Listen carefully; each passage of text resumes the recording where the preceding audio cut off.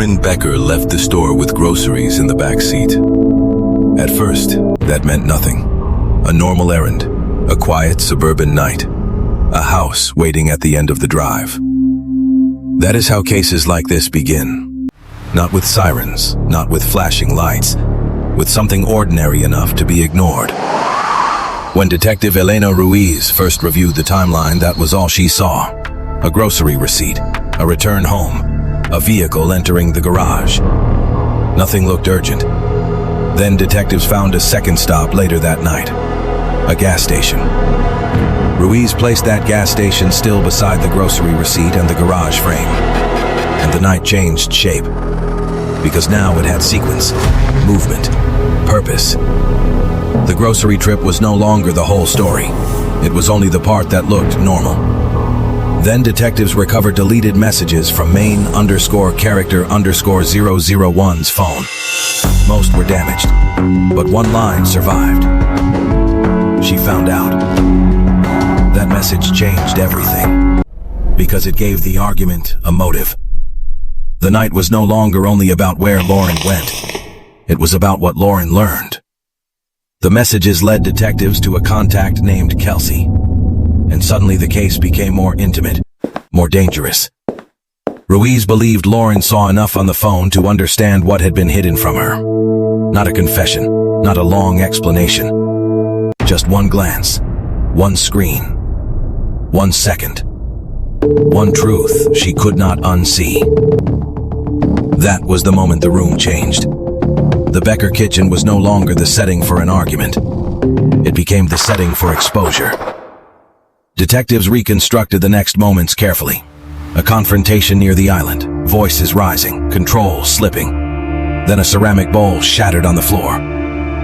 Later, detectives recovered the fragments, tiny pieces, but important ones. Because broken ceramic meant movement, instability, a room losing order. Then something went wrong near the kitchen island. Fast. Too fast for anyone in that room to take back. And after that second came the question detectives could never let go of. Why no 911 call? Why no desperate attempt to get help? Why silence? Because after the kitchen, there was still time. Time to react. Time to call. Time to tell the truth. But Main-Kisder001 chose something else. That choice led detectives into the garage. The garage mattered because it changed the shape of the case. Inside the house, the night looked chaotic. Inside the garage, it began to look deliberate. Weight moved across the floor. The vehicle became involved. And once a vehicle becomes part of a night like this, detectives stop thinking only about panic. They start thinking about transport, distance, decision. Then neighborhood camera footage widened the story. The vehicle left the house. The street stayed quiet behind it. That image mattered, because now the story had moved beyond the kitchen, beyond the garage, beyond the house. Ruiz traced the likely route from the Becker home toward a wooded roadside area. At first, it was only a theory. But when officers searched the roadside area at dawn, they found enough disturbance to believe the route was real. That was when the road began answering for the house. And while detectives pushed outward into the search, pressure inside the bureau began closing in.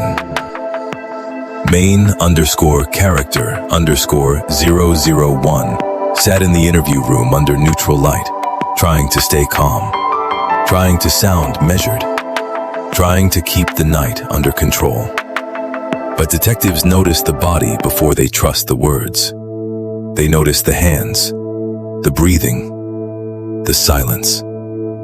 His hands were one of the first things they noticed. A repeated motion, small, nervous. Then Ruiz placed the full timeline in front of him. The grocery receipt, the gas station still, the deleted message, the garage frame, and the note at the center of everything. No 911 call placed. That was the moment the case stopped feeling like separate clues. Now it was one sequence. Motive, exposure, confrontation, silence, garage. garage. Route. A story.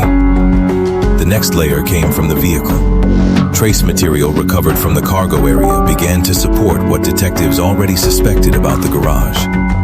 That mattered because forensic evidence does not care how calm someone sounds. It follows contact, transfer, movement. It follows what remains after someone tries to erase a night.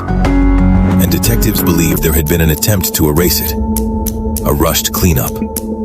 Uneven. Incomplete.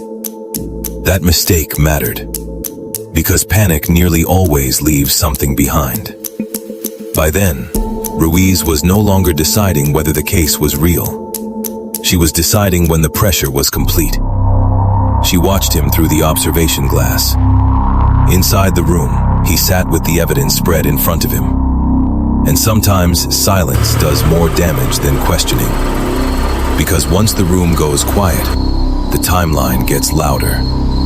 The message, the missing 911 call, the garage, the route, the traces.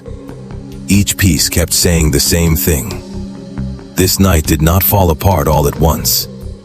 It tightened. And every choice made after the kitchen made the case harder to escape.